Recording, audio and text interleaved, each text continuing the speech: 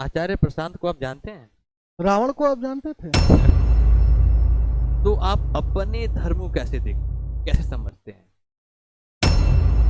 और बागेश्वर धाम ने बोला है, खुल करके बोला अपने इंटरव्यू में कि मुझे बुलाने के लिए अपने पास कम से कम 1 करोड़ रुपए रखें। क्या बागेश्वर सरकार महात्मा बुद्ध से श्रेष्ठ हो सकते हैं? अभी नहीं। महावीर स्वामी से श्रेष्ठ हो सकते हैं? हेलो एवरीवन, कैसे हैं आप लोग? आशा करता हूँ आप लोग बहुत ही अच्छे होंगे। दोस्तों, आपका बहुत बहुत स्वागत है माई लर्नों के पहले पॉडकास्ट में।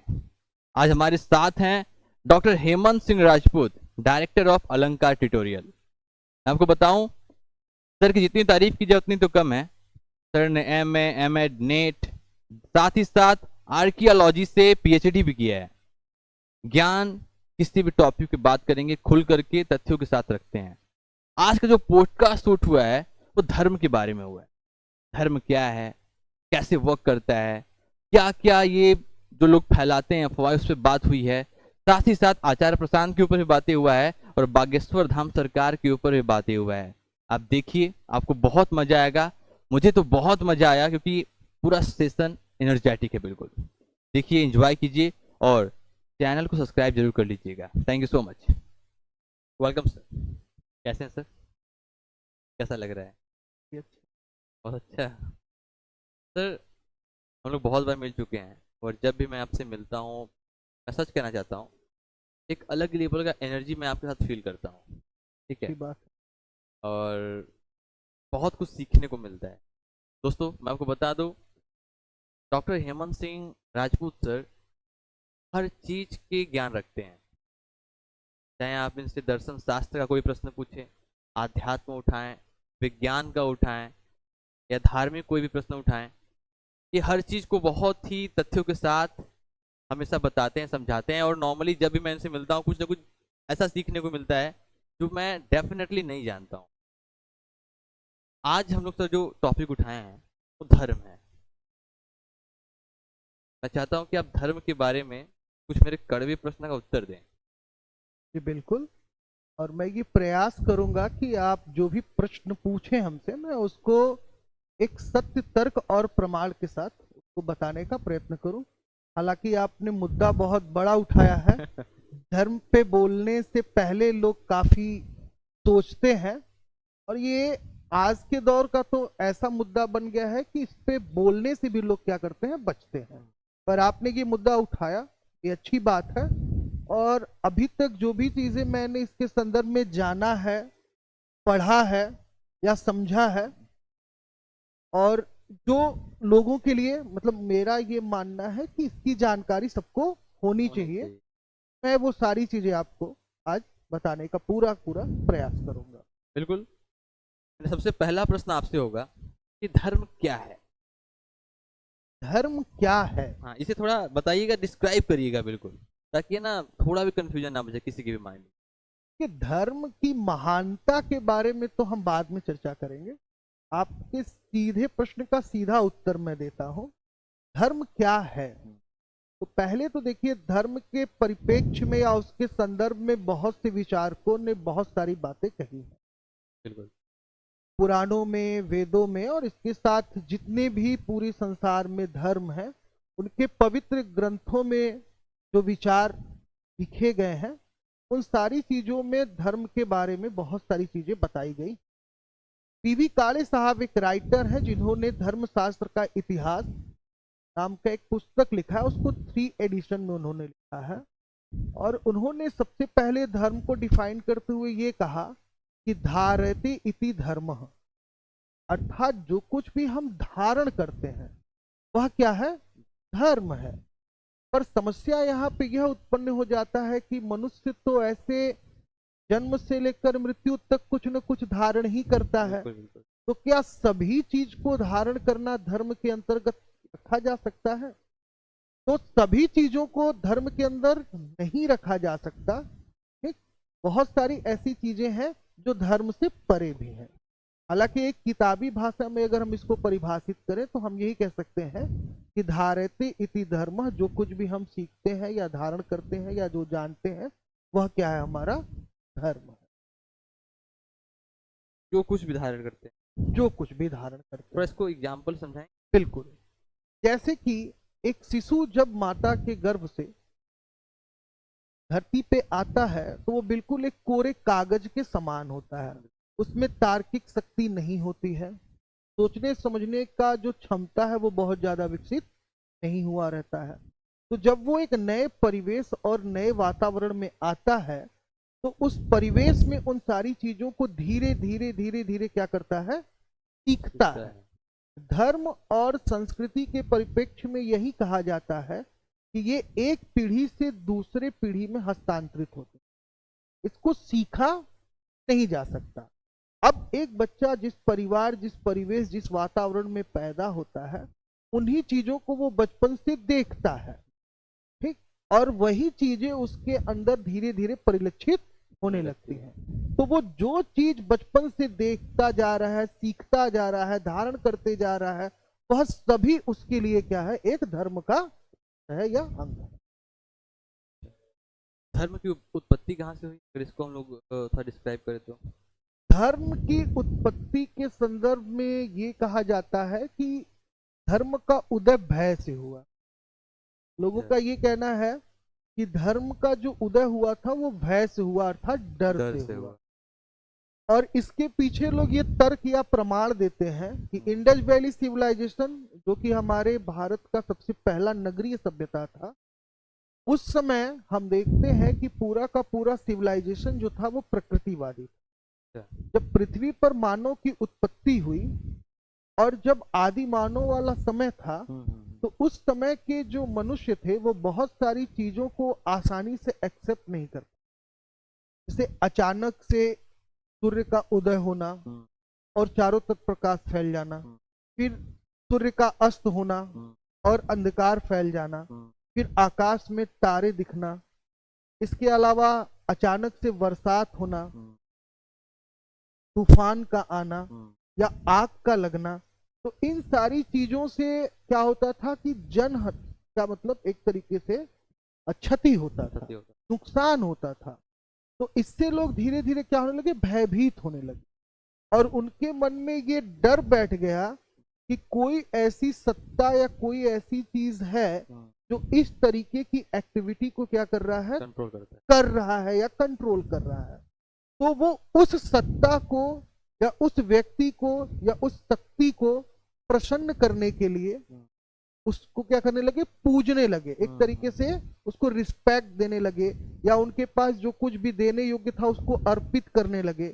यानी वो उसको प्रसन्न करने की कोशिश करने लगे कि आप बरसो, आंधी आओ, तूफान आओ, आग लगो, पर हमें आपसे किसी प्रकार का कोई क्षति ना हो, और इसके बदले में मैं आपके लिए ये अर्पित करता हूं या आपके प्रति श्रद्धा अर्पित करता हूं, या फिर ये मैं कह सकता हूं कि मैं आपकी सत्ता में विलीप करता हूं और मैं आपको अपने से सर्वोपरि मानता हूं।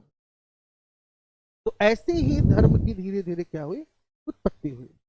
धर्म के संदर्भ में एक चीज और कहा जाता है, धर्म का जो आधार होता है वो विचार होता है। धर्म का तो जड़ है, जड़ होता है जो विचार होता है। विचार हम क्या करते हैं कि जब कोई विचार कोई व्यक्ति किसी व्यक्ति के समक्ष प्रस्तुत करता है, तो ये संभव है कि हर व्यक्ति उसके विचार से प्रभावित नहीं होगा, लेकिन कुछ ऐसे व्यक्ति होंगे जो आपके विचारों से प्रभावित होंगे, और उन विचारों का धीरे धीरे धीरे धीरे जब प्रचार होता है तो उसके फॉलोअर्स दिन प्रतिदिन बढ़ते जाते हैं, और फिर इस तरीके से वो विचार एक पंथ में कन्वर्ट हो जाता है, और वही पंथ बाद में क्या होता है, धर्म में कन्वर्ट। तो धर्म का मूल आधार विचार है। आई थिंक मेरा, जहां तक मेरा खुद का एक्सपीरियंस है, जहां तक मैंने धर्म को पढ़ा है, तो मेरा ये मानना है कि धर्म का सबसे छोटा अणु अगर है तो वो विचार है। मतलब आप बोल रहे हैं कि जितने क्या धर्म हम लोग जानते हैं, चाहे वो सनातन धर्म, इस्लाम धर्म, ईसाई धर्म हो, सब कहीं ना कहीं विचार से सभी धर्म किसी न किसी विचार से क्यों बनाया गया इन सबको? हाँ, ये आपने बड़ा अच्छा प्रश्न पूछा कि धर्म बनाया क्यों गया। धर्म इसलिए बनाया गया कि एक सामाजिक समरसता बनी, देखिए, धर्म में क्या होते हैं कि नियम का समावेश होता है। धर्म नियम पर आधारित होता है। संसार के किसी भी धर्म को आप उठा लीजिए, आप देखेंगे कि सभी धर्मों के कुछ न कुछ नियम होते हैं, और यह नियम जो होता है वह व्यक्ति के जीवन में क्या करता है, समृद्धता लाता है, अनुशासन लाता है, एक सामाजिक अनुशासन लाता है। तो धर्म तो हर व्यक्ति के लिए बहुत ही आवश्यक है, जिससे कि सामाजिक व्यवस्थाएं सुचारू रूप से चलती रहें, संचालित होती। तो इतने सारे धर्मों की क्या आवश्यकता है? मतलब एक भी तो हो सकता है, जैसे कि मान लीजिए कोई भी एक धर्म, सनातन धर्म ही ले लेते हैं, तो सिर्फ सनातन धर्म से क्यों नहीं चलाया जा सकता पूरी संसार को? क्यों सारे इस्लाम धर्म, ईसाई धर्म, ये सब बौद्ध धर्म, ये सब लाने की क्या आवश्यकता है आखिर? मैं आपको यह बहुत ही अच्छा एक उदाहरण दूंगा। आपने रामायण और रामचरितमानस की कहानी सुनी? रामायण और महाभारत की अगर हम बात करें, तो इन दोनों महाकाव्यों में एक परिवार की कहानी, और उस एक परिवार की कहानी से पूरे समाज को शिक्षित करने का प्रयास किया गया। क्योंकि समाज की जो सबसे छोटी इकाई होती है वो परिवार ही होती है, और परिवार में अलग अलग लोग होते हैं, और उन अलग अलग लोगों के अलग अलग विचार होते हैं। बिल्कुल। अलग अलग लोगों के अलग अलग विचार होते हैं। और कोई भी अगर देखे, जैसे अगर आप दशरथ को देखें, राम को देखें, भरत को देखें, लक्ष्मण को देखें, इसके साथ कैकेयी को देखें, सुमित्रा को देखें, कौशल्या को देखो, तो हर लोगों के विचार अलग अलग थे। कैकेयी के अपने विचार थे, राम के अपने विचार थे, भरत के अपने विचार थे, लक्ष्मण के अपने विचार थे। तो एक ही परिवार के लोगों का विचार क्या था, अलग अलग था। और आप सबसे अच्छी बात यह है कि आप देखेंगे कि समाज हर किसी न किसी व्यक्ति के विचार से प्रभावित है। पूरा संसार कैकेयी को गलत नहीं कहता। कुछ लोग कैकेयी को अच्छा भी कहते हैं, कुछ लोग दशरथ को अच्छा कहते हैं, कुछ लोग राम को तो भाई कहते ही है कि नहीं राम। कुछ लोग राम की कहानियों में किंवदंतियों को सुनकर कहते हैं कि नहीं, राम जी का ये वाला चीज जो था वो अच्छा नहीं था। कहने का अभिप्राय है कि जब एक ही परिवार में रहने वाले सदस्यों की जो विचार है वो अलग अलग हो जाते हैं, और उनके विचार क्या करते हैं, किसी न किसी व्यक्ति को क्या करते हैं, प्रभावित करते हैं, तो वो विचारों का एक क्या बन जाता है, ग्रुप बन जाता है, अलग अलग ग्रुप बन जाता है। और वही ग्रुप फिर क्या होता है, अलग अलग पंथ और अलग अलग धर्मों में कन्वर्ट होता है। तो किसी एक विचार से संपूर्ण व्यवस्था को नहीं चलाया जाता। हो सकता है कि सनातन के विचार से हर कोई सेटिस्फाइड ना हो, किसी को इस्लाम के विचार अच्छे लगते हो, किसी को महात्मा बुद्ध, गौतम बुद्ध की विचार अच्छे लगते हो, किसी को जैन के विचार अच्छे लगते हो, किसी को ईसा मसीह के विचार अच्छे लगते हो। सारा खेल विचारों का।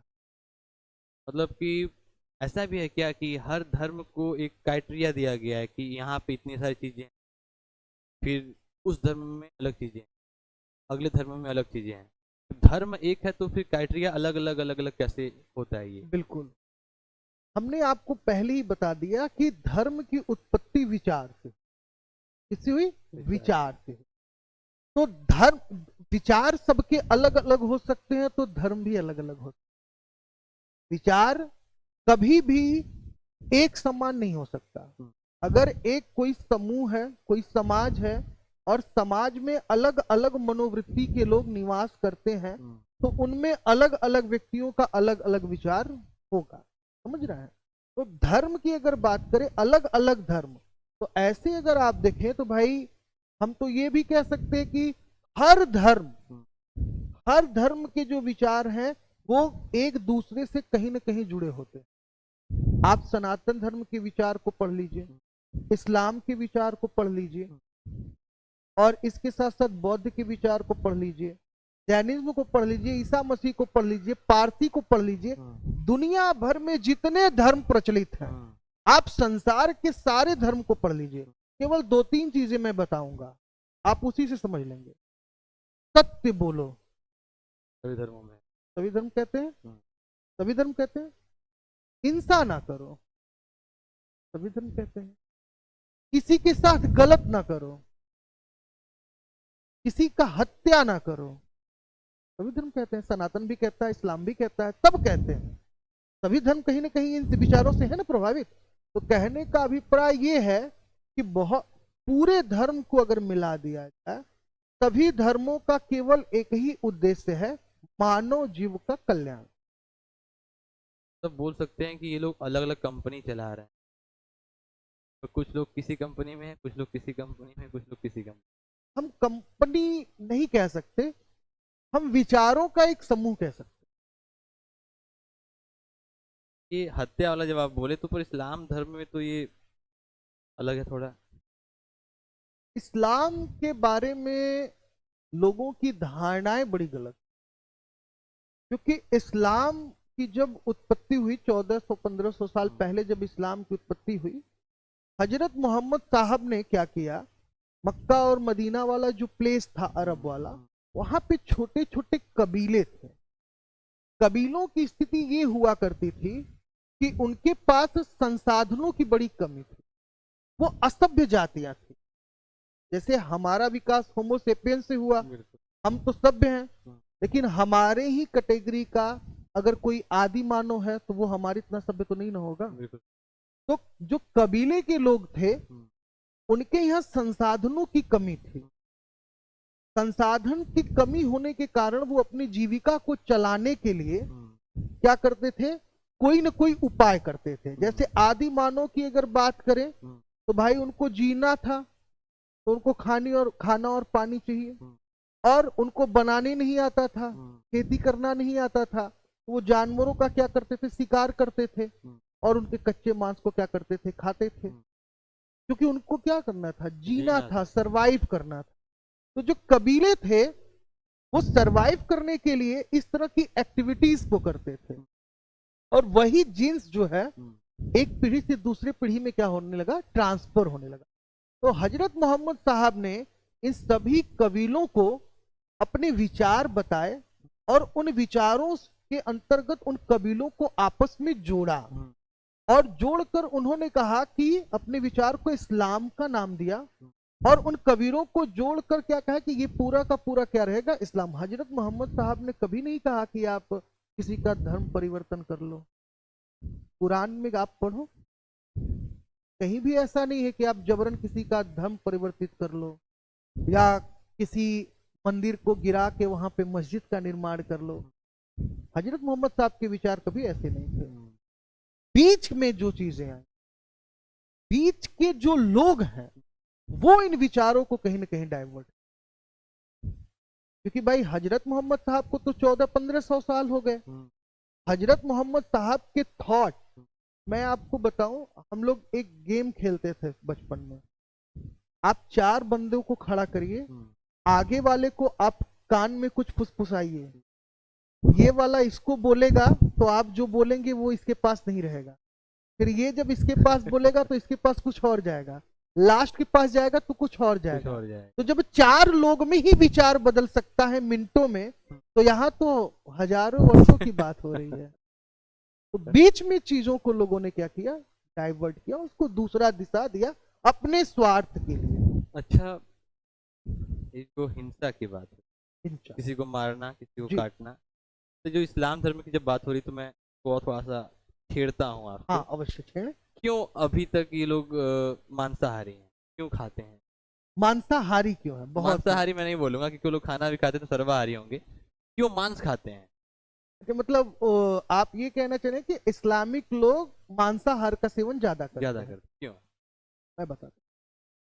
देखिए, हर व्यक्ति का अपना एक जियोग्राफिकल स्ट्रक्चर है। पूरे अगर हम वर्ल्ड को देखें तो पूरे वर्ल्ड में क्या है कि जहां जहां कंट्रीज हैं, सबका एक जियोग्राफिकल स्ट्रक्चर है, भौगोलिक संरचना। ठीक, जैसे हम भारत की ही बात करते हैं, पंजाब, हरियाणा, राजस्थान, तमिलनाडु, उत्तर प्रदेश और बिहार। आप इतने राज्य को लीजिए, आप इतने राज्य घूम के आइए, आप देखिए उनके अलग अलग व्यक्तियों के शारीरिक बनावट को भी देख लीजिए, विचार को भी देख लीजिए, उनके कार्य पद्धति को देख लीजिए, अलग अलग लगेंगे, अलग अलग लगेंगे। बिल्कुल बिल्कुल। हरियाणा का बंदा अगर कोई है, पंजाब का कोई बंदा है, बहुत हट्टा कट्टा होगा, लंबा होगा, आपको छोटे नहीं मिलेंगे हरियाणा में। सही बात है। ठीक है, वो ऐसे ही है क्योंकि उनका जियोग्राफिकल एनवायरनमेंट ऐसा है। आप ये भी पूछ सकते हैं कि क्यों हरियाणा के लोग इतने हट्टे कट्टे होते हैं, उत्तर प्रदेश के लोग क्यों नाटे छोटे होते हैं। बस यही बात है। तो मांसाहार का सेवन करने के पीछे तर्क ये है कि उनका जो जीन्स था, जहां से उनका उद्भव हुआ, वो पूरा रेगिस्तान था। वहां कृषि जैसी चीजें नहीं थी, खेती बाड़ी नहीं होता था। लोग क्योंकि खेती बाड़ी के लिए एक क्या चाहिए, एक अच्छा सा एनवायरनमेंट चाहिए भाई, एक ऐसी भूमि चाहिए, एक वर्षा का वातावरण चाहिए। बिल्कुल, बिल्कुल। और वो वहां पे नहीं था, तो वहां पे आसानी से उपलब्ध क्या हो पाते थे, यही पशु पक्षी ये उपलब्ध हो पाते थे, और इसी चीज का वो क्या करते थे, सेवन करते थे। अब वही उनके मूल रूप से क्या हो गया, भोजन हो गया। तो पश्चिम बंगाल में आप चले जाओ, वहां के लोग मछली चावल बड़ा प्रेम से खाते हैं, यहां तक कि अपने ईश्वर को भी मछली चावल चढ़ाते हैं। क्यों? क्योंकि समुद्र तटीय एरिया है, और चावल के उत्पादन के लिए सबसे बढ़िया क्लाइमेट वहां है, और समुद्र का किनारा होने से मछली उनको बड़ा आसानी से मिल जाता है। उनका पूरा जीवन ही उसी पे आश्रित है। तो इस्लाम लोग मांसाहारी ऐसा नहीं है, बहुत लोग सर्वाहारी भी है, बहुत लोग नहीं भी खाते, लेकिन कहने का मतलब ज्यादा लोग खाते हैं। तो इसके पीछे यही है कि उनकी जो उत्पत्ति हुई, जहां से वो आए, वो उनके जीन्स में। देखिए, आदि मानव तो सभी लोग थे, हमारे जो जनरेशन है, पीढ़ियां वहीं से आए कहीं ना कहीं। बिल्कुल। तो नॉर्मली आदि मानव भी तो खाते थे। हाँ, खाते थे, बिल्कुल खाते थे। हम सब भी कहीं ना कहीं मांसाहारी थे अपने एक समय में। बिल्कुल। तो समय के साथ जैसे कि हम और आप छोड़ सकते हैं, तो ये लोग क्यों नहीं छोड़ते हैं? चलिए, मैं आपको बहुत ही अच्छा एक छोटा सा एक स्टोरी सुनाता हूं। जॉन और इवान नाम के दो भाई थे। अच्छा। जॉन और इवान नाम के दो भाई थे, दोनों एक ही पिता के संतान थे और एक ही माता के संतान। कहने का अभिप्राय है कि ये दोनों सगे भाई थे, लेकिन दोनों में क्या था कि एक भाई जो था, उसका उसका जो सोशल स्टैंडर्ड था बहुत अच्छा था, बहुत ही ज्यादा सामाजिक था, धार्मिक था, और उसका व्यक्तित्व बहुत ही आकर्षक था और बहुत ही ईमानदार और सज्जन पुरुष था। दूसरा जस्ट उसके अपोजिट। दूसरे का जो सामाजिक स्टैंडर्ड था बहुत खराब था, लोगों से लड़ता था, भिड़ता था, झगड़ा करता था, और हर वक्त किसी न किसी बहाने लोगों को नुकसान पहुंचाता रहता था, चोरी तक भी करता था। तो जो साइकोलॉजिस्ट थे उन्होंने कहा कि भाई एक ही माता पिता के संतान एक ही परिवार में जन्मे, और इन दोनों के व्यवहार में इतना अंतर क्यों है। तो लोगों ने क्या किया कि चलिए इस पे हम लोग क्या करते हैं, रिसर्च करते हैं। और रिसर्च का माध्यम उन्होंने सबसे इजी खोजा, जानते हैं क्या, इंटरव्यू। सबसे इजी अगर रिसर्च होता है तो वो होता है इंटरव्यू। तो वो पहले वाले के पास गए, जॉन के पास गए, जो सज्जन पुरुष था। उन्होंने कहा, जॉन तुम इतने अच्छे व्यक्ति हो, ये सारी चीजें तुम कहां से, कैसे तुम्हारे अंदर ये चीजें आई। जॉन ने कहा कि जब मैं छोटा था तो मेरे फादर ड्रिंक करके बाहर से आते थे, नशे का सेवन करके आते थे, और पास पड़ोस के लोगों से झगड़ा करते थे, लड़ते थे, और मेरी माँ को भी मारते थे, पीटते थे। माँ के साथ उनका व्यवहार अच्छा नहीं था। और ये सारी चीजें जब मैं देखता था तो मैं ये देखता था कि जब वो ऐसा व्यवहार करते थे तो जो अपोजिट लोग होते थे उनको इस चीज से बड़ा कष्ट होता था। तो मैं अंदर अंदर ये फील लाया कि मैं ऐसी चीजें कभी नहीं करूंगा। और ये चीज मुझे पिता से, मतलब पिता से ही मिला, बस लेने का तरीका मेरा अलग था। दूसरे वाले से पूछा गया, ईवान से, कि भाई तुम ऐसे कैसे हो गए। कहा कि मैं बचपन में छोटा था, मेरे पिताजी आते थे, आसपास लोगों से लड़ते थे, कभी पैसा नहीं रहता था तो चोरी चोरी करते थे, ये करते थे, माताजी को प्रताड़ित करते थे। ये सब जब हम देखते थे तो हमको बड़ा मजा आता था, बड़ा मजा आता था। तो मैं ये सारा चीज अपने पिता से सीखा। नॉलेज एक ही जगह से मिला, लेने का तरीका अलग अलग। वे नालायक बच्चे। नालायक बच्चे आप कहिए, आप ये नहीं कह सकते कि नालायक बच्चे, वो विचार है। एक ही जगह से चीजें मिली, तो आपने कहा कि जैसे आदि मानव से तो सबकी उत्पत्ति हुई, तो हम तो छोड़ दिए, वो क्यों नहीं खा रहे हैं, वो बिल्कुल। क्यों खा रहे हैं? उनका बचपन से वातावरण यही है। हमने कहा ना, उनका वातावरण ही ऐसा है। आप नहीं खाते हो, इसका मतलब आपका, आपके घर का वातावरण ही ऐसा नहीं है। आपको बचपन से ये चीज देखने को ही नहीं मिला। जब बचपन से आपको ये माहौल नहीं मिला, इसलिए आपने उस चीज का सेवन नहीं किया। नहीं वो तो ठीक है, बट एक समय ऐसा आता है कि हम मेच्योर होते हैं, हम समझदार होते हैं, हमें पता होता है कि ये पशु है, इसका हमारे इन्वायरमेंट में एक असर है, ये इसको मारा जाएगा तो कहीं ना कहीं हमारे इन्वायरमेंट में भी क्षति पहुंचेगी, फिर भी हम उसे कर रहे हैं। मेच्योरिटी आने के बाद भी इसको किस नजर से देखा जाए? मतलब इसी तो वही ना बोला जाएगा कि नालायक बच्चे हैं। आप धूम्रपान करते हैं? ओके। धूम्रपान में जितने भी पैकेट्स आते हैं, सिगरेट आता है, गुटखा आता है, वाइन्स आते हैं, सब पे लिखा रहता है ये स्वास्थ्य के लिए हानि। बिल्कुल सही बात। लेकिन सबसे ज्यादा पढ़ा लिखा तबका उसका सेवन करता है। सबसे ज्यादा पढ़ा लिखा तकबा उसका सेवन करता है। क्यों करता है? नालायक बच्चे। आप कैसे कह सकते हैं नालायक? तो कहने का अभिप्राय ये है, सारा पूरा जीवन, इन्वायरमेंट पे डिपेंड करता सारा जीवन वातावरण और विचारों पर निर्भर है। है, जैसा दिया जाएगा कौन सा वैसे ही। व्यक्ति किस विचार से प्रभावित हो सकता है, ये आकलन नहीं किया जा सकता। हम कभी भी ये नहीं कह सकते कि तुम गलत हो मैं सही हूं, या मैं गलत हूं तुम सही हो। ये अगर इस चीज में अगर आप उलझे, तो आपका पूरा जीवन डिस्टर्ब हो जाए।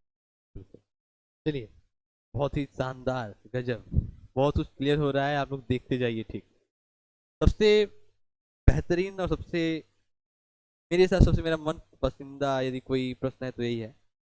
हम लोग का जो धर्म है सनातन धर्म, आप भी हिंदू हम भी, तो आप अपने धर्म को कैसे देखते हैं, कैसे समझते हैं, और धर्मों की तुलना में हमारा धर्म कैसा है? अपनी चीजों को तो वैसे भी कोई खराब नहीं कहता, पर मैं भावना में बह के ऐसी बात नहीं कह रहा। मैं इसके पीछे बहुत सारे फैक्ट और प्रमाण और तर्क दे सकता हूँ, और इस पे शास्त्रार्थ भी मैं करने के लिए तैयार हूँ कि अगर पूरे संसार में सबसे अच्छा धर्म है, तो हिंदू और सनातन से अच्छा कोई धर्म नहीं। और सभी धर्मों का जड़ यही है। अच्छा, इस्लाम आए कितना दिन हो?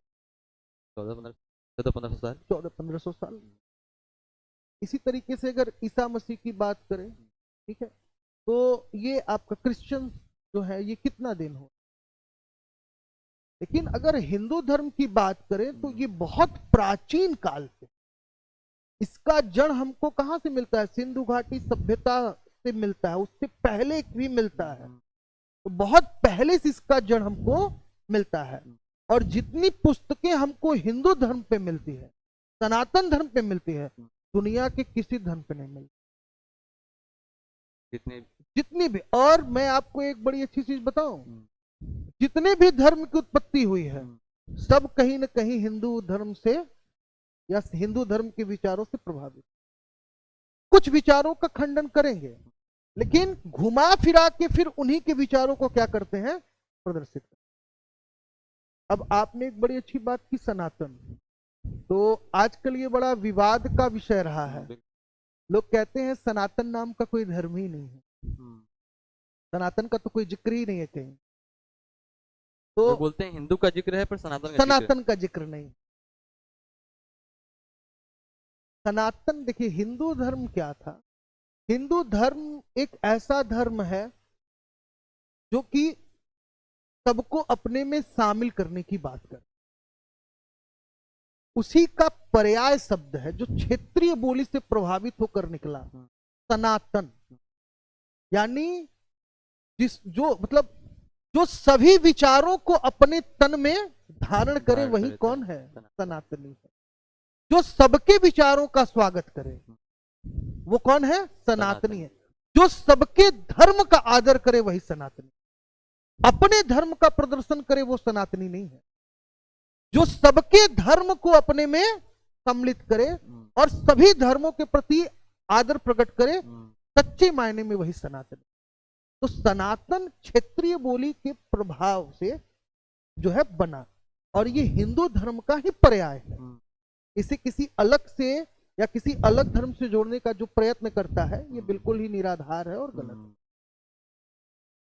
आप कह रहे हैं कि जो और धर्म है वो हो सकता है कि एक समय आने के बाद आपको रोक दे कि नहीं, आप अगर ये करेंगे तो हमारे धर्म में नहीं आएंगे, बट सनातन धर्म ऐसा है कि आप कुछ भी हो आपको एक्सेप्ट कर लेगा। सनातन धर्म के साथ बड़ी अच्छी चीज है, समाज में अगर देखा जाए तो तीन बहुत महत्वपूर्ण होते हैं। एक अच्छा व्यक्ति, सकारात्मक व्यक्ति, दूसरा नकारात्मक व्यक्ति, और तीसरा स्त्री। ये तीन समाज के मतलब मूल आधार माने जाते हैं। तब एक बार सकारात्मक व्यक्ति, भाई समाज में क्या होगा, कुछ लोग अच्छे होंगे, कुछ लोग बुरे होंगे, उसमें कुछ स्त्रियां भी अच्छी होंगी, कुछ स्त्रियां भी बुरी होंगी, पुरुष भी अच्छे होंगे, पुरुष भी बुरे होंगे। तो हमने पहले अच्छे बुरे को डिवाइड किया और अलग हमने स्त्रियों को रखा। सनातन धर्म एक ऐसा है जो सबको एक साथ रखता है, स्त्रियों को भी सम्मान देता है और शाक्त धर्म के रूप में, देवी के रूप में उसकी उपासना करता है। इसके साथ साथ जो लोग समाज में मांस का सेवन कर रहे हैं, मदिरा का सेवन कर रहे हैं, नकारात्मक विचारों से प्रभावित हैं, उनके लिए भी वो प्रबंध कर रखा है। उनके लिए वो अपने समाज से, अपने धर्म से बाहर नहीं करता। उनके लिए उसने क्या किया, कहा भाई तुम महाकाल के भक्त हो, तुम भैरव के भक्त हो, तुम काली के उपासक हो, तुम कपालिक हो, तुम कालामुखी संप्रदाय के हो। मतलब सनातन धर्म एक ऐसा धर्म है जो किसी भी प्रकार के व्यक्ति को अपने धर्म से चलता है।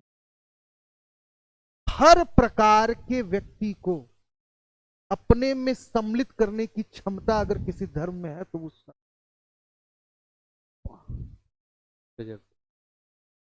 और धर्मों में मतलब ऐसा है ना कि निकाल दिया जाएगा कि अगर आप ये हाँ, करेंगे तो। क्योंकि देखिए धर्मों का आधार क्या है, नियम है। बड़ा अच्छा लोग अक्सर कहते हैं धर्म और अध्यात्म में बड़ा विवाद है, धर्म और अध्यात्म में विवाद है। लोग कहते हैं कि मैं तो आध्यात्मिक हूं लेकिन धार्मिक नहीं हूं। ये सही बात है, एक व्यक्ति आध्यात्मिक हो सकता है वो धार्मिक ना हो, क्योंकि धर्म जो होता है वो नियमों पर आधारित होता है, अध्यात्म में कोई नियम नहीं। सबसे बड़ा अंतर दोनों में अगर समझना हो तो यही समझ लीजिए, आध्यात्म नियमों पर आधारित नहीं होता, क्योंकि आध्यात्म के साथ नैतिकता जुड़ी होती है, मोरालिटी जुड़ा होता है। नेक्स्ट क्वेश्चन तो आप ऐसे ही बता दें जी, अध्यात्म के साथ क्या होता है, आपका नैतिकता जुड़ा होता है, और धर्म के साथ दोनों जुड़ा होता है, लेकिन दोनों अलग है। अगर हम धर्म को अलग करें तो धर्म नियमों पर आधारित होता है। इस्लाम धर्म है 5 वक्त का नमाज पढ़ना है, अगर इस्लाम धर्म के अनुयायी हो, नियम है। रोजा हो तो एक समय पे इफ्तियार करना है, दोपहर में या किसी एनी टाइम तुम इफ्तियार नहीं कर सकते, नियम है। हिंदू ही धर्म है, मानते हैं, ठीक। तो हर ईश्वर की पूजा पद्धति अलग है, नियम है। इसी तरह ईसा मसीह की बात करें तो उनके धर्म में भी नियम है। तो धर्म नियमों पर आधारित होता है, अध्यात्म नियमों पर आधारित। मतलब कोई भी इंसान आध्यात्मिक हो सकता है, जरूरी हाँ, नहीं कि धार्मिक। अच्छा ये बताइएगा, क्या धर्म और व्यवहार ये दो चीजें, ठीक है, धर्म व्यवहार को इन्फ्लुएंस करता है, प्रभावित करता है बहुत ज्यादा? क्या ऐसा है कि जो सनातन धर्म वाले हैं उनका व्यवहार बिल्कुल डिफरेंट हो, इस्लाम धर्म वाले उनका व्यवहार एकदम अलग, ऐसा हो सकता है, या फिर क्या है ये? मेरी बात को बहुत ध्यान से सुन, पहले ही आपसे कहा था कि संपूर्ण खेल पूरी दुनिया में अगर किसी चीज का है तो विचारों का, और विचार ही व्यक्ति के व्यवहार में परिवर्तन। तो धर्म से ही तो विचार ले जा वही सकते मैं हैं। कर, विचार से धर्म बना, धर्म से विचार नहीं बना। इसको समझिएगा, दो तरीके समझेंगे, ठीक है। जो लीडर्स हैं जिन्होंने विचार बनाया, जिसकी विचार से धर्म बने, वो तो डिफरेंट हो गए, बट आज जो है, आज जो बताया जाता है कि हिंदू धर्म है, इस्लाम धर्म है, इसमें है कि आपको इस चीज का पालन करें, तो ये तो विचार हो गया। इससे हम लोग पालन कर रहे हैं। तो ये तो दो अलग अलग चीजें हो गई ना। धर्म भी तो अच्छे विचारों को वो इन्फ्लुएंस करता है, अच्छे विचारों का प्रचार करता है। विचार से धर्म बना। हम्म, अब धर्म के अंतर्गत क्या हुआ, नियमावलियों को सम्मिलित की गई। हम्म, अब नियमावली में क्या किया कि वो नियम बनाए गए जो कि सृष्टि के कल्याण के लिए हो। हम्म, तो भाई कल्याण के लिए अगर कोई नियम सम्मिलित किया गया तो नियमों को बताया ही जाएगा, विचार के माध्यम से ही बताया जाएगा ना। अब पहले जो लोगों ने बताया था तो उस समय का क्या था, बीच में हमने कहा ना, बीच में लोगों ने आके क्या किया, लोगों को सही ज्ञान से वंचित कर दिया और वहां से लोग क्या होने लगे, डिस्टर्ब होने लगे। आपने प्रश्न पूछा था कि धर्म किसी भी व्यक्ति के व्यवहार को कैसे प्रभावित कर सकता है। हाँ? धर्म का पर्यावाचिक ज्ञान भी होता है। पर्यावाचिक क्या होता है, ज्ञान भी होता है। और ज्ञान का सबसे बड़ा उद्देश्य अगर कुछ है तो वो है व्यक्ति के व्यवहार में परिवर्तन लाना। धर्म से व्यक्ति के व्यवहार का बहुत बड़ा संबंध है, क्योंकि मनुष्य धर्म से बाहर निकल ही नहीं पाता, वो धर्म के इर्द गिर्द ही रहता है। धर्म जैसा वातावरण उसको हमेशा आसपास क्या किया रहता है, घेरा रहता है। और जब धर्म जैसा वातावरण उसको आसपास घेरा रहता है तो उस धर्म के विचार भी उसको आसपास घेरे रहते हैं और उस धर्म के विचार का और धर्म का उस व्यक्ति के व्यवहार पर बहुत अधिक प्रभाव पड़ता है। अब आप किस विचार से घिरे हैं ये डिपेंड करके ये डिपेंड करता है व्यक्ति के। बिल्कुल एकदम परफेक्ट। भाई एक चोरी करने वाला व्यक्ति है, उसका चोरी करना ही धर्म है, धर्म है, उसका चोरी करना ही धर्म है। एक व्यक्ति क्या कर रहा है भाई, जैसे कि मीट मटन और वो मुर्गा अपना क्या कर रहा है, काट रहा है, बेच रहा है, उससे उसकी जीविका चल रही है, उसका वही धर्म है। अगर मैं ऐसा बोलूं, क्या ये सही होगा बताइएगा कि धर्म सिर्फ मानने से कोई धार्मिक नहीं, विचार आपको सही रखना पड़ेगा, अपने ऊपर काम करना पड़ेगा। कोई अगर ये चिल्लाता है कि मैं हिंदू हूँ, टीका लगा लिया और गमछा ले लिया भगवा कलर का, इसको क्या बोलेंगे? मतलब अगर मैं किसी इंसान को अच्छा बनना है तो धार्मिक बनना जरूरी है कि उसको सबसे इंपॉर्टेंट पॉइंट कौन सा है? यही तो मैं शुरू में बताया, धारयते इति धर्म। लोग धारण ही करना गलत सीख गए। धारयते इति धर्म का मतलब ही ये होता है विचार को मनुष्य धारण करे, न कि टीका को धारण करे, न कि केस को धारण करे, न तो गमछा को धारण करे, न लुंगी को धारण करे, न टोपी को धारण करे। ये तो एक तरीके का वो बाहरी वो है, आडंबर है। आपने इसको एक सिंबल बना लिया है कि मैं ये पहना हूं, बाहर से जो जिसको दिख रहा है मैं वैसा हूं।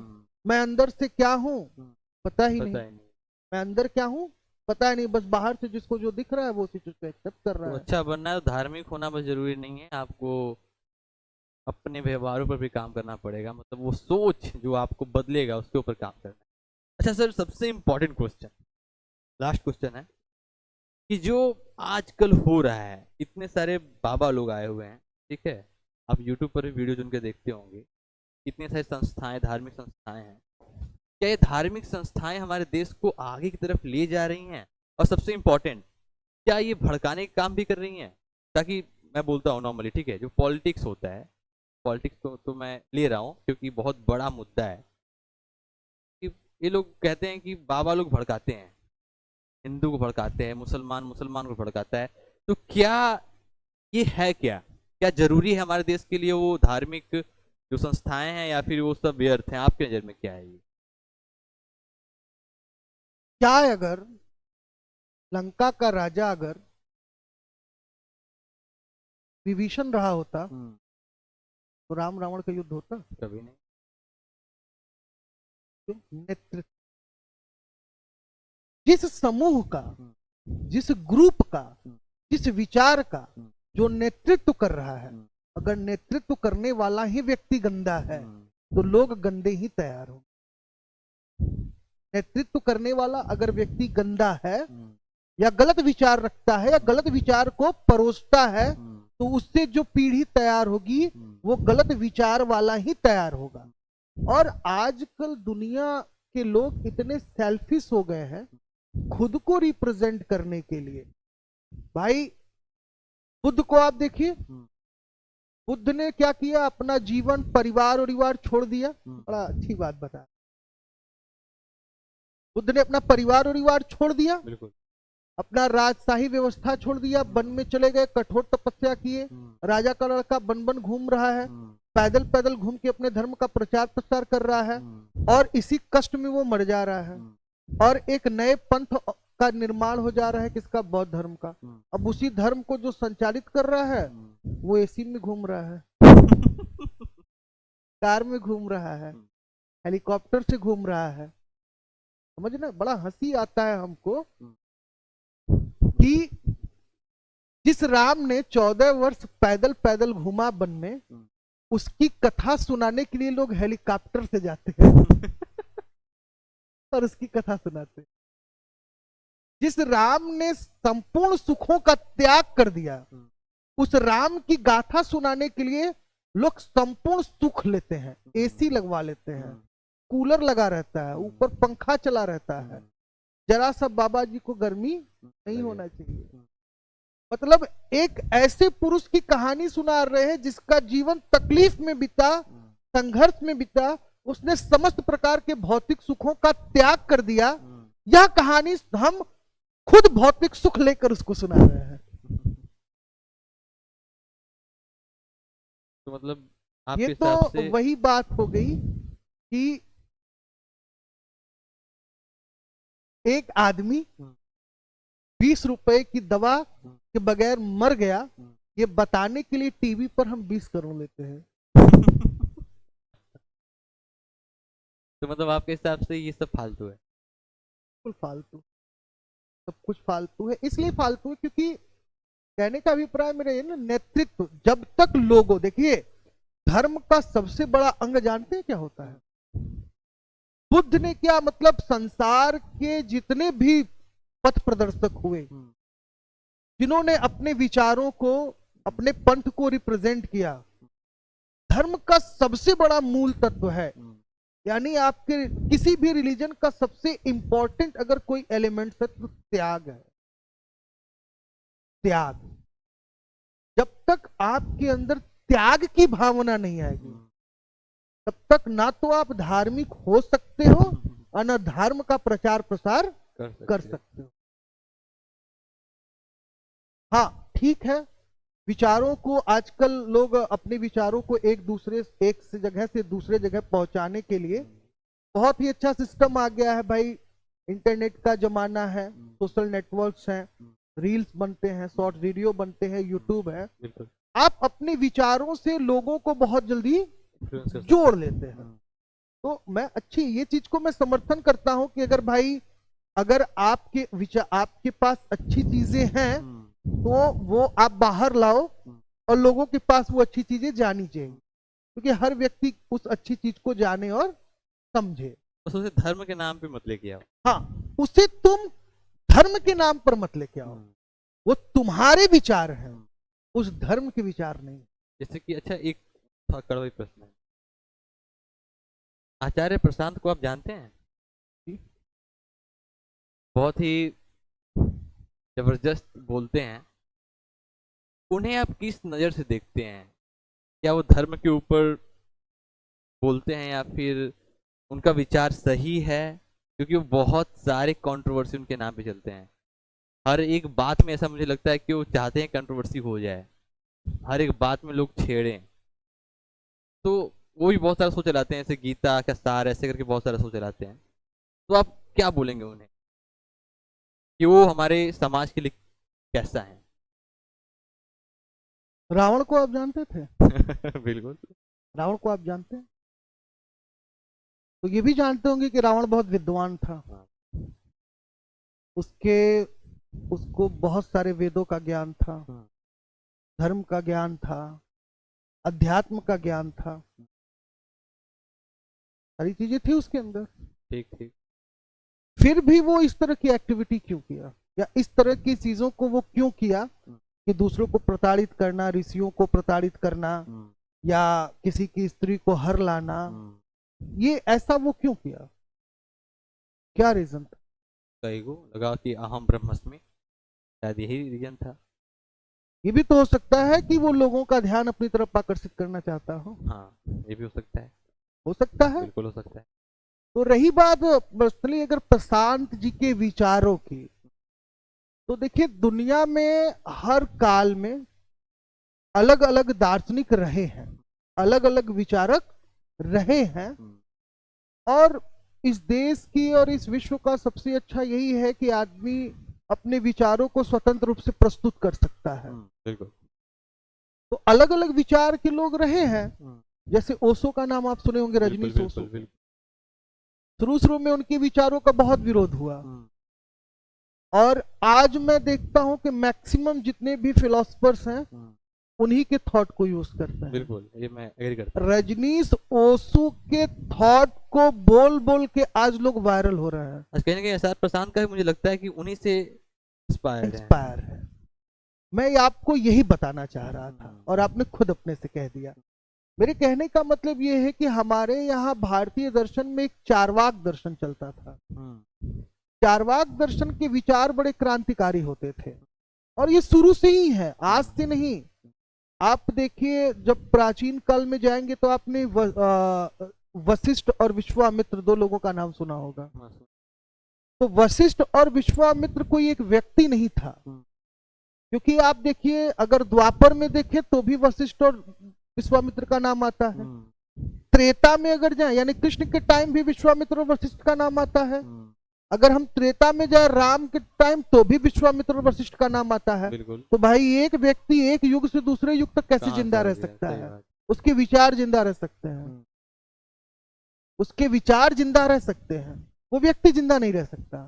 तो कहने का मतलब कि वशिष्ठ के विचार क्या थे? वशिष्ठ के विचार ऐसे थे, वो ये चाहते थे कि ऐसी एक्टिविटी या ऐसी क्रिया को किया जाए जिससे कि जन का कल्याण हो और प्रकृति को किसी भी प्रकार की क्षति ना हो। विश्वामित्र जस्ट अपोजिट थे। वो धर्म के उपासक थे, सत्य का पालन करते थे, लेकिन हमेशा प्रयोग करते थे। उनके क्रांतिकारी विचार होते थे। एक नियम था कि आदमी मरने के बाद स्वर्ग जाएगा। विश्वामित्र ने कहा बट हम जिंदा ही भेजेंगे। त्रिशंकु को उन्होंने जिंदा भेजा, भेज रहे थे ना त्रिशंकु को कि हम जिंदा है, तुमको भेजेंगे स्वर्ग। तो कहने का मतलब क्या था कि हर युग में कुछ क्रांतिकारी विचारक रहे हैं। तो ये चारवाक दर्शन जो था, इनके विचार बड़े क्रांतिकारी हुआ करते थे। ये जीवन के सुख पर बल देते थे, जीवन के जीने के सुख पर बल देते थे। चारवाक दर्शन ये कहता है कि भाई जन्म तुम्हारा यहाँ जीने के लिए हुआ है, मतलब कि जितनी भी चीजें हैं उन सारी चीजों का उपभोग करो, इसीलिए तुम धरती पे आए हो। इसके लिए तुम चाहे कर्ज लो, हत्या करो, चोरी करो, जो मन करे वो करो। चारवाक दर्शन, हाँ, कहता है बस तुम अपने जीवन को एंजॉय करो, लाइफ को एंजॉय करो। तो ऐसे विचार भी रहे हैं हमारे यहाँ दर्शन में। तो प्रशांत जी के भी विचार हमको काफी क्रांतिकारी विचार लगते हैं, और वो उनके पर्सनल विचार हो सकते हैं, किसी धर्म, साहित्य या किसी ऋषि या भगवान या व्यक्ति का विचार नहीं है। वो अपने खुद के विचार का प्रदर्शन करते हैं।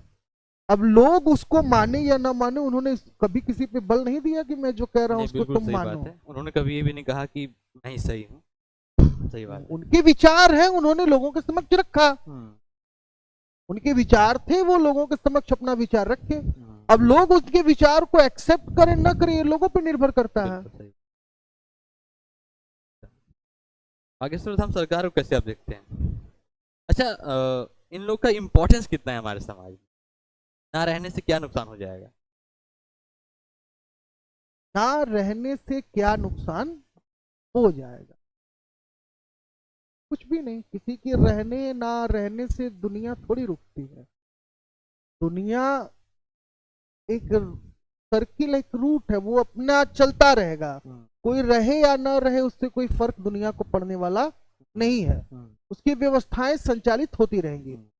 अब चूंकि रही बात बागेश्वर धाम की, तो उनकी अभी तो वो बहुत सारे सोशल वर्क भी कर रहे हैं, बहुत सारे हॉस्पिटल्स बनवा रहे हैं, और बहुत सारी कन्याओं का विवाह भी करवा रहे हैं, बहुत सारी चीजें कर रहे हैं। तो उनसे संबंधित आपका प्रश्न क्या है?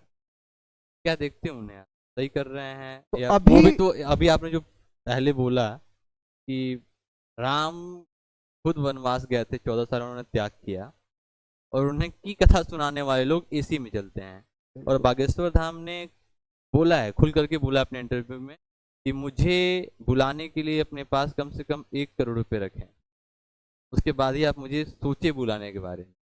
तो आप इस पॉइंट को किस तरह देखेंगे कि क्या वो कैसे हैं? मेरा बस क्वेश्चन इतना है कि उनका पर्सपेक्टिव कैसा है, आपके हिसाब से वो कैसे हैं? हर व्यक्ति का अपना विचार है हम्म, और हर व्यक्ति की अपनी जीने की पद्धति है। हम्म, हमने आपको पहले ही बताया कि आज का दौर, आज का समाज ऐसा चल रहा है हम्म, कि वो अपनी तरफ लोगों का ध्यान आकर्षित करना चाहता है। बागेश्वर सरकार ने भी जो अपना स्टार्टिंग किया, बिगनिंग किया, हम्म, हम्म, वो इसी तरीके से किया, लोगों का ध्यान अपनी तरफ आकर्षित किया। ठीक? हम्म, उन्होंने कुछ ऐसी चीजें की जिसको कि लोग चमत्कार के अकॉर्डिंग समझे। लेकिन क्या बागेश्वर सरकार महात्मा बुद्ध से श्रेष्ठ हो सकते हैं? भी नहीं। महावीर स्वामी से श्रेष्ठ हो सकते हैं? विवेकानंद से श्रेष्ठ हो सकते हैं? बिल्कुल नहीं। क्या उनके अंदर चमत्कार करने की क्षमता नहीं थी? बुद्ध रहा के होगा पास भी बिल्कुल। चमत्कार करने की क्षमता थी। हम्म, और गुरु गोविंद साहब की अगर बात करें, गुरु नानक की बात करें, उनके पास भी चमत्कार करने की क्षमता थी। हम्म, यहां तक कि ईसा मसीह के पास भी चमत्कार करने की क्षमता थी और हजरत मोहम्मद साहब के पास भी चमत्कार करने की क्षमता थी। लेकिन वो किसी चमत्कार से हम्म, अपनी तरफ लोगों को आकर्षित नहीं। नहीं कर रहे थे। हम्म, चमत्कार हम क्यों करते हैं? हम्म, लोगों को डराने के लिए। चमत्कार क्यों करते हैं? लोगों को डराने के लिए। हम अपनी शक्ति का प्रदर्शन कर रहे हैं कि देखो, मैं तो तुम्हारे बारे में ये जानता हूं, मैं तुम्हारे बारे में जानता हूं कि तुम क्या क्या किए हो, कहां से आए हो, कैसे आए हो, क्या कर चुके हो। तो ये तो डराने वाली बात हो गई। मैं क्या करके आया हूं ये महत्वपूर्ण नहीं है, मैं किस लिए आया हूं और मुझे आगे क्या करना चाहिए आप इसके बारे में बताएं। जो मैं करके आया हूं उसके बारे में आप लोगों को बताकर क्या जाहिर करना चाहते हैं, क्या बताना चाहते हैं? ये तो एक तरीके से व्यक्ति की प्राइवेसी का हनन है। व्यक्ति की प्राइवेसी का हनन है। आप किसी भी व्यक्ति के बारे में कुछ भी बोल दें, ये तो आपराधिक गतिविधि है। अब लोग उस पर एक्शन ले ना ले वो तो लोगों की धारणा है, लेकिन किसी भी व्यक्ति के प्राइवेसी को इस तरीके से सोशलाइज नहीं किया जा सकता। मतलब आपके हिसाब से वो जो भी करते हैं पूरी तरीके से सही नहीं है? हाँ, कुछ चीजें अच्छी है, कुछ चीजें बुरी हैं। अब जैसे हमने कहा कि अभी बहुत सारे सोशल एक्टिविटीज कर रहे हैं, सोशल एक्टिविटीज कर रहे हैं, अच्छी चीजें हैं। लेकिन जिस तरीके से बिगनिंग हुई थी, जिस तरीके से शुरुआत हुआ था, वो चीजें हमें भी कहीं ना कहीं खटकती हैं। तो आज का सेशन आप लोग बताएंगे कमेंट में कि कैसा लगा। बहुत सारी बातें हुई, आचार्य प्रशांत के ऊपर बातें हुई, बागेश्वर धाम सरकार के ऊपर बातें हुई, धर्म के ऊपर बहुत गहरी बातें हुई। आई होप कि आपको ये सेशन अच्छा लगेगा। और सर आपका बहुत बहुत धन्यवाद इस सेशन में आने के लिए। दिल से आभार कि आप आए और हमारे मंच का शोभा बढ़ाएं। Thank you so much sir. बस बहुत